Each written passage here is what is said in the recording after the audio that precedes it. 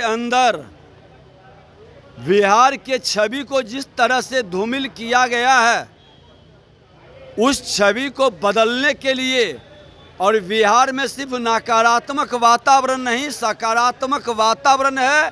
बिहार के सांस्कृतिक, ऐतिहासिक, धार्मिक विरासत को दुनिया को बताने के लिए नए और बाहर के लोग को ला करके यहाँ के नौजवानों को रोजगार का भी अवसर देने के लिए यह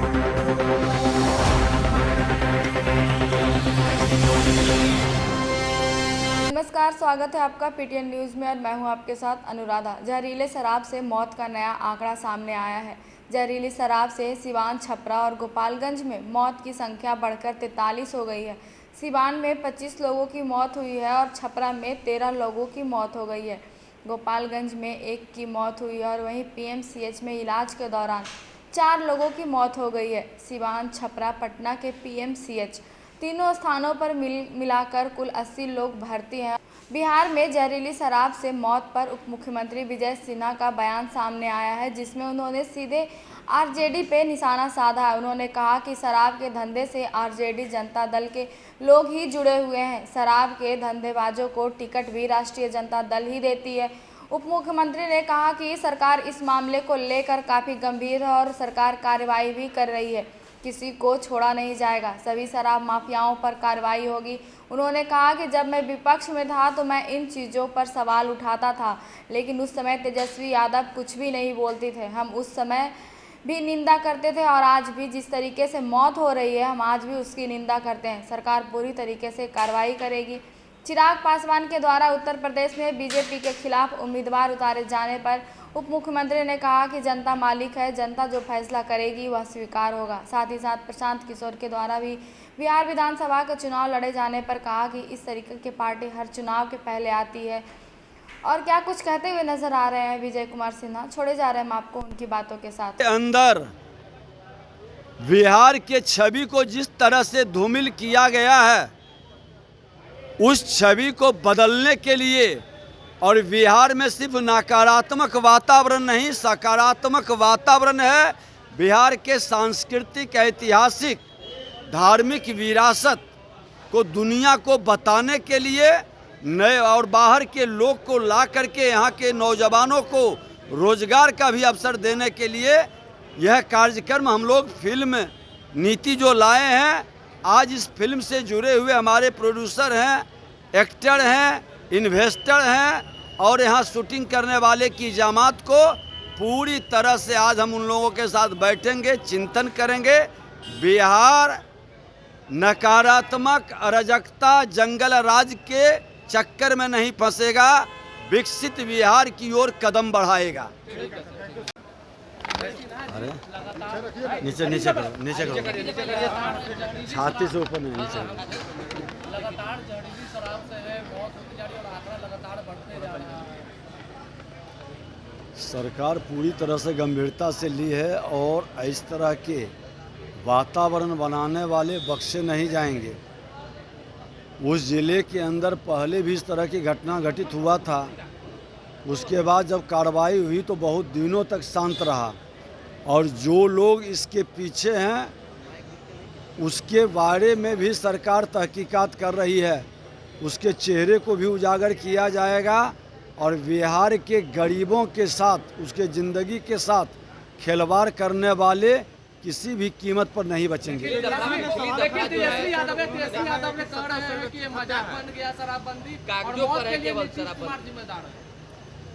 तेजस्वी यादव जी जब विजय सिन्हा नेता प्रतिपक्ष होकर के ये प्रश्न उठाता था और आप उसी जिले में दौरा कर रहे थे, देखने तक नहीं गए थे, उस समय आवाज़ उठाने में क्यों दर्द होती थी? विजय सिन्हा उस समय भी इसका निंदा किया था, इसका प्रतिवाद किया था, आज भी करता है। और ऐसे अपराधी जो इसके पीछे कहीं न कहीं छुपे हैं, राजद से जुड़े हैं, ऐसे मानसिकता के लोग बचेंगे नहीं। आज भी शराब के अवैध धंधे में कौन लोग लगे हैं? शराब बनाने वाले लोगों को उम्मीदवार कौन बनाता है तेजस्वी यादव जी की हिम्मत कि घोषणा करेंगे कि हम न अपराधी को न शराबी को उम्मीदवार नहीं बनाएंगे? गोपालगंज में कौन उम्मीदवार बनाया था? शराब का अवैध कारोबार करने वाला उम्मीदवार बनता है राजद से, और बाहर में ढोल बजाते हैं।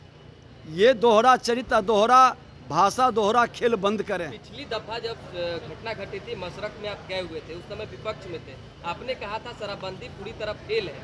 अभी क्या कहेंगे ये बताइए। मैं तो कह रहा हूं कि शराबबंदी पूरी तरह से बिहार में लागू है और सरकार और सबकी सहमति से लागू हुई है।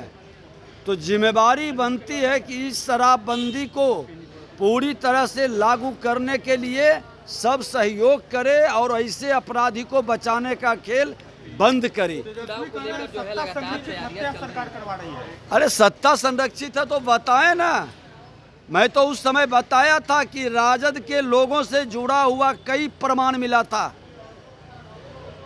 है अभी भी पूरी तहकीकात होगी। हमने तो पूरा उस समय विरोध किया था। गोपालगंज में आप एक शराब बनाने वाला माफिया को आपने उम्मीदवार बना दिया था। वह बॉर्डर क्षेत्र है, सिवान, छपरा, गोपालगंज ऐसे जगह पर सबसे ज़्यादा इस तरह की घटना घटित हुई थी।